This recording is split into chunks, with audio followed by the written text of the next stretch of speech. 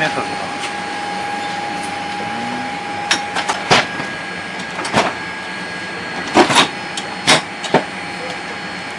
ご案内します。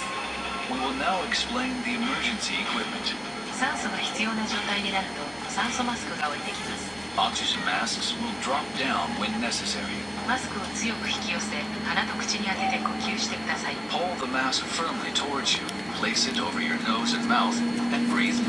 ゴム紐を頭にかけ、長さを調整してください。緊急の場合は乗務員の指示に従い、衝撃に備える姿勢をとってください。